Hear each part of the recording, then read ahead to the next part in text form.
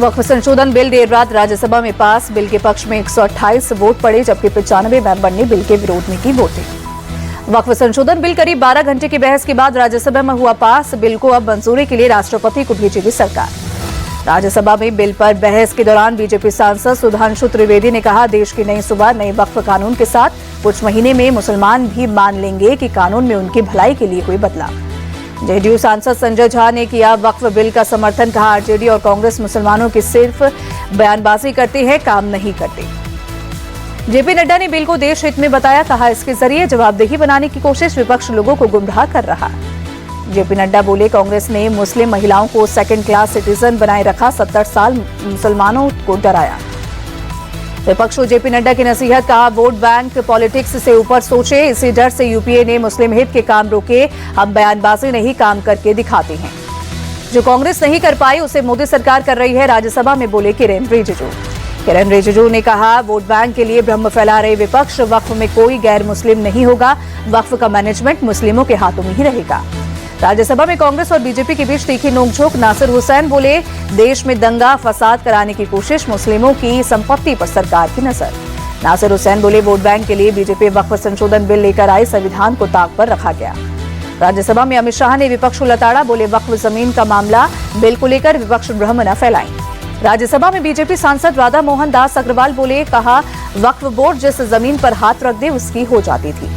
RJD सांसद मनोज झा ने वक्फ संशोधन बिल को बताया असंवैधानिक। कहा, कुछ समुदायों को हाशिए पर धकेला जा रहा है।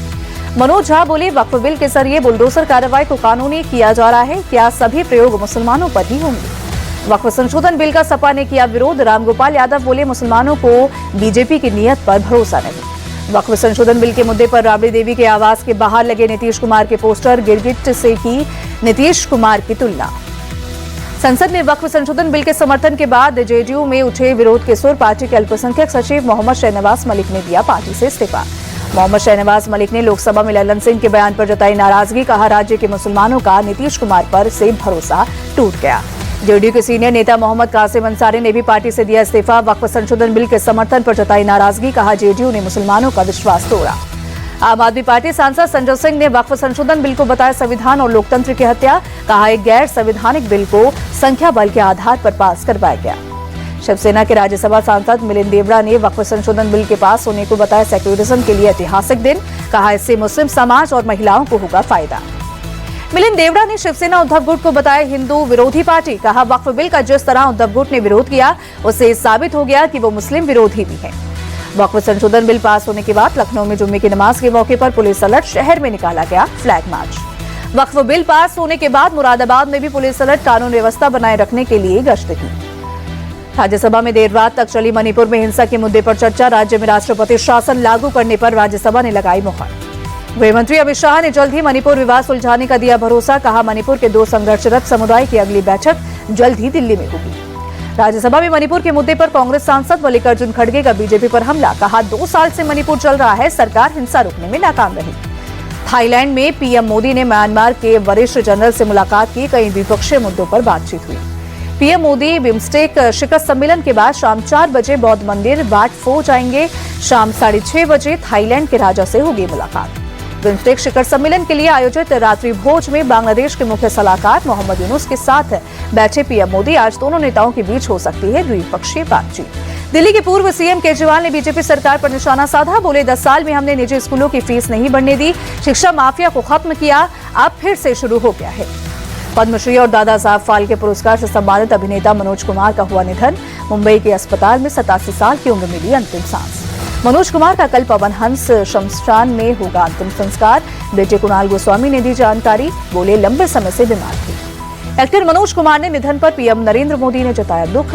ट्वीट में लिखा, देशभक्ति के उत्साह के लिए किया जाएगा याद, भारतीय सिनेमा के लिए प्रतीक थे। रक्षा मंत्री राजनाथ सिंह ने भी मनोज कुमार के निधन पर दुख जताया।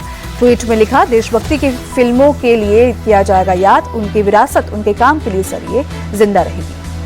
जयपुर में लॉरेंस गैंग का गुर्गा आदित्य जैन गिरफ्तार। एंटी गैंगस्टर टास्क फोर्स ने अरेस्ट किया। विदेश में बैठकर धमकी भरे कॉल अरेंज करता था।